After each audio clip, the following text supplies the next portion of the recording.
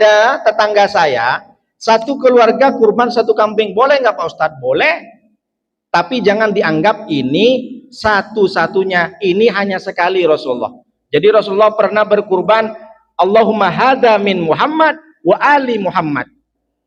Aku berkurban ini sambil sembelih Rasulullah. Karena sunnah dari kurban itu sembelih sendiri.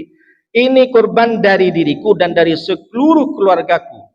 Bahkan termasuk Siti Khadijah yang sudah meninggal pun disebut.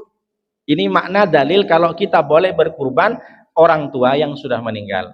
Kata Imam Maliki, la yamna'ul mautat taqarruba ilallah ka sadaqati wal haji. Karena berkurban untuk orang meninggal tidak mencegah, tidak menolak orang yang sudah mati bisa juga mendekatkan diri kepada Allah. Sama dengan halnya sedekah dan haji. Jadi kalau kita sedekahkan untuk orang mati mesti sampai, karena orang mati pun masih butuh transfer pahala dari kita. Itulah kenapa kalau ada orang bikin masjid, dia sudah meninggal, dia masih dapat transfer pahalanya. Setiap orang sujud karena dia pernah menyumbang ke Masjid Baitus Salam, dia dapat pahalanya.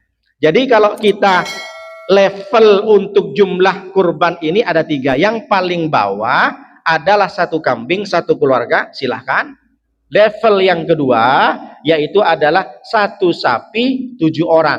Apa dalilnya Pak Ustadz? Ada. Naharna yaumal Hudaybiyah. Saya berkurban di perang Hudaybiyah sab'ina badanatan, 70 onta. Al badanatu an sab'atin, 1 onta dari 7 orang. 1 nabi, 6 orang sahabat.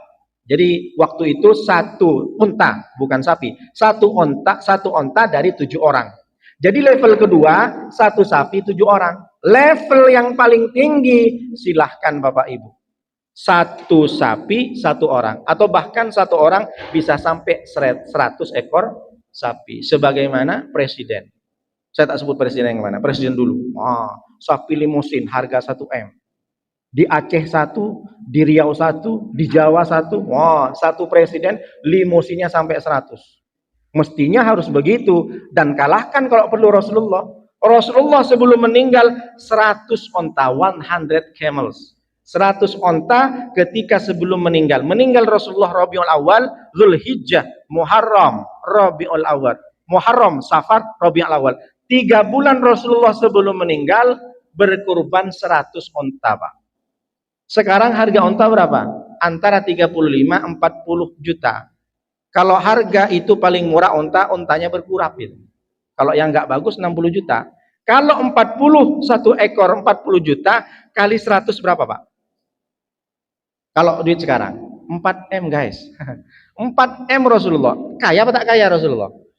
Ada orang sekarang kurban 4 M. Insya Allah ada di dunia ini.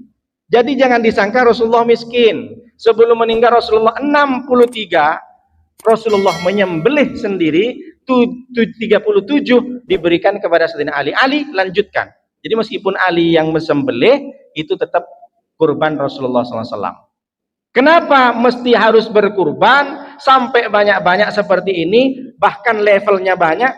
Ini kadang orang berkurban 1 sapi sudahlah kurus, 7 orang komplainnya banyak mintanya minta ini. Kurbannya 1 sapi kurus sekali, harganya 40 juta. Sekarang yang bagus kan berapa? Harganya 20 juta. Sekarang kalau yang bagus 30 sampai 40 ya. Kalau di Batam. Ini pun sudahlah kurus, dikeroyok 7 orang. Bukan tak boleh, silahkan. Itu level kedua. Jadi kalau ada orang yang kurban, Pak, saya kurban Pak, pengurus berapa? 100 ekor Pak. Apa Pak? Sapi, onta, atau kambing? Ayam Pak Ustadz. Pak, saya kurban 100 Pak. Dari Bapak? Enggak, dari kantor. Bangga kali dia bilang dari kantor. Kantor dinas. Kebetulan dia kerja di dinas. Tadi dinas mana? Jadi apa maknanya? Bahwa ketika kita berkurban, kenapa mesti harus berkurban? Boleh jadi sholat kita tak diterima. Boleh jadi kita puasa tak diterima. Tapi dengan darah kurban, innaha la ta'ti yaumal qiyamah. Sesungguhnya hewan kurban itu akan datang di hari kiamat. Bikuruniha, dengan tanduknya. Bi ash'ariha, dengan bulu-bulunya. Bi atfa wa atlafiha, dengan kuku-kukunya. Wa annadamah, dan sesungguhnya darah dari hewan kurban la yaqa'u minallah bimakanin, akan sampai kepada di hadapan Allah qabla ayyaqa'ah minal ardi, sebelum menetes ke bumi. Coba bayangkan. Rasulullah dari saking pentingnya kurban, sampai bulunya, sampai tanduknya, sampai kukunya akan bersaksi di hadapan Allah. Dihapus dosa-dosa kita sebelum darah menetes ke tanah. Hewan kurban disembelih, darahnya menetes, kita sudah diampuni oleh Allah. Kenapa Rasulullah sebutkan kuku, tanda? Karena mereka ini semuanya sampah.